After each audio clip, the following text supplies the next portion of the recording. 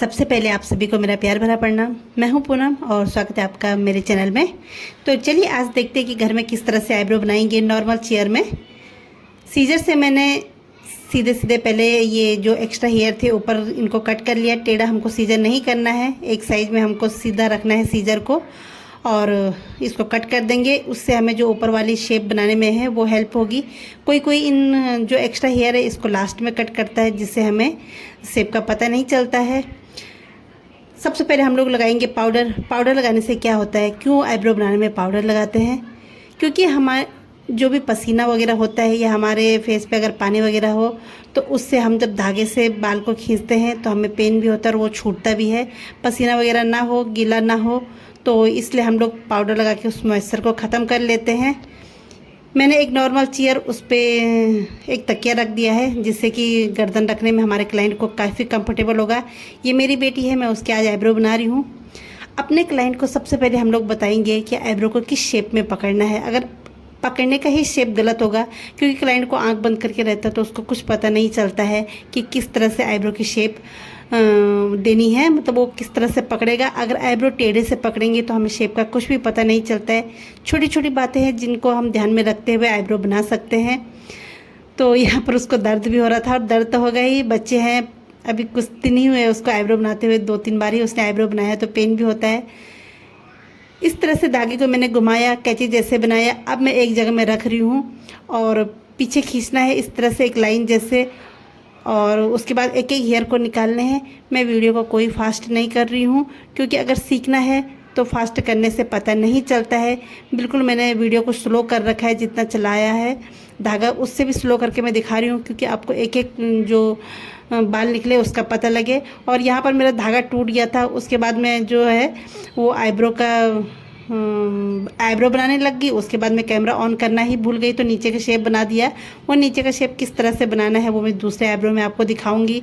जब मैं देखने गई कि वीडियो कैसी बन रही है तो वो बाद में पता लगा मुझे कि यहाँ पर कैमरा ही ऑफ हो गया था, तो ये वाली आईब्रो तो नीचे से मैं शेप नहीं बता पाया आपको।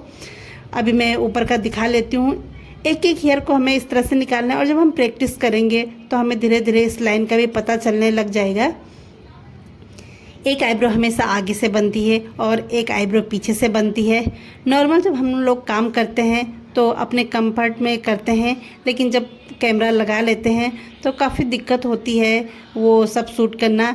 अभी घर में मैं और मेरी बेटी है तो कोई कैमरा पकड़ने के लिए नहीं था। ट्राईपॉड पे मैंने अपना मोबाइल लगा रखा है तो मुझे काफ़ी दिक्कत हो रहा था। पीछे वाली जो आईब्रो बनी ये तो मैं आराम से बना लिया, लेकिन आगे वाली आईब्रो में मुझे काफ़ी दिक्कत हो रही थी। कैमरे में भी देखना है कि इसमें दिख रहा है नहीं दिख रहा है। और ये देखिए अभी एक आईब्रो बन गई है, अब दूसरी मैं बनाऊंगी। शेप देखिए कितनी अच्छी आ रखी है और उसको थोड़ा सा मोटा ही चाहिए। बनाने के बाद वो काफ़ी घनी घनी सी लग रही है और जो आईब्रो नहीं बनाई है वो देखिए कैसी लग रही है।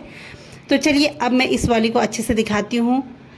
पहले हम लोगों ने जो एक्स्ट्रा हेयर थे ऊपर वाले वो कट कर लिए, तो मैं इस आईब्रो को ऊपर साइड से ही बना रही हूँ। हम ऊपर साइड या नीचे साइड किसी भी तरफ से बना सकते हैं, वो हमारा अपना कंफर्टेबल होता है कि कहाँ से हमें ठीक लग रहा है। पहले लेफ़्ट वाली बनानी है, पहले राइट वाली बनानी है, वो भी अपने कंफर्ट के हिसाब से हम लोग कर सकते हैं। जब पहले पहले हमें पता नहीं चलता, ये आईब्रो बनाना नहीं आता है तो समझ में नहीं आता है। और यहाँ पर अक्सर क्लाइंट को पाउडर वगैरह लगाते हैं तो नाक में एकदम खुजली जैसे होता है, उसको भी हो रहा था। छींकें भी आती है मेरी किसी किसी क्लाइंट को, तो वो सब होते रहते हैं। और आराम आराम से करेंगे क्योंकि क्लाइंट को पेन भी होता है। स्किन यहाँ पर अच्छे से टाइट से पकड़ना है, वो बार बार लूज कर दे रही थी दर्द की वजह से, लेकिन अगर स्किन हम लूज छोड़ेंगे तो बाल के साथ साथ हमारा जो स्किन है उस पर कट पड़ने के चांस ज़्यादा हो जाते हैं। ऊपर से शेप दे लेंगे और उसके बाद मैंने यहाँ पर नीचे वाली शेप दी थी। फॉरहेड पूछ लेंगे क्लाइंट को कि तुम्हें फॉरहेड करना है कि नहीं करना है। कोई कोई करवाता है, कोई नहीं करवाता है।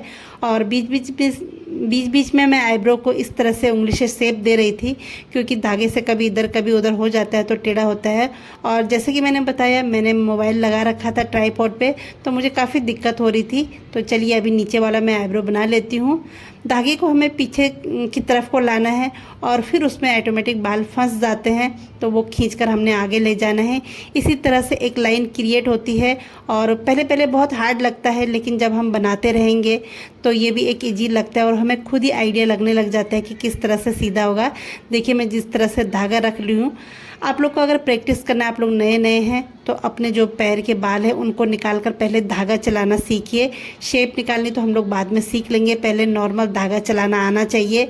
और धागे को मुंह में ना पकड़े, धागे को एक गले में डालकर लगाएं तो मुंह में भी पकड़ सकते हैं, वो अपना कंफर्टेबल है। वो मैं किसी और वीडियो में दिखाऊंगी कि मैं धागे को किस तरह से रखती हूँ। तो फिलहाल मुंह में पकड़िए या गले में डालिए, लेकिन सिर्फ आप जो है धागे से कैंची बनाकर और इसको चलाना सीखिए। उसके बाद शेप बाद में सीखना, क्योंकि सबसे मेन यही है कि हमें दोनों हाथ से मतलब धागा चलाना सीखना है। इसकी जो सीजर है वो बनाकर, और यहाँ पर मेरा आईब्रो ये बन गया है। उसको थोड़े मोटे चाहिए थे, आजकल तो सभी लोग घने घने आईब्रो पसंद करते हैं। बीच बीच में मैं इस तरह से शेप देकर चेक कर रही थी। अभी उसको कहा कि छोड़ो, तो देखिए छोड़ने के बाद दोनों ही आईब्रो अच्छे लग रहे हैं। अब जो सेंटर होता है मिडिल वाला, इसको भी क्लाइंट को ज़रूर पूछ लेना है कि आपको क्लीन करवाना है या आपको दोनों जॉइंट चाहिए। किसी किसी के दोनों आईब्रो जॉइंट रहते हैं तो वो उनको साफ़ करना पसंद नहीं करते हैं, वो बस हल्का फुल्का उन पर शेप देना चाहते हैं। तो यहाँ पर मेरी बेटी के तो जॉइंट नहीं थे और उसको क्लीन ही पसंद है। अक्सर लोग क्लीन रखते हैं, लेकिन कोई कोई होता है जिसको बीच में जॉइंट पसंद होता है। वो हम लोग हमेशा पूछ कर ही करेंगे, अपनी मर्ज़ी से कुछ भी नहीं करेंगे, तभी हमारा क्लाइंट भी खुश होता है। और उसके बाद अगर कोई आपको एक्स्ट्रा हेयर दिख रहा है ऊपर में तो उसको कट कर लेंगे।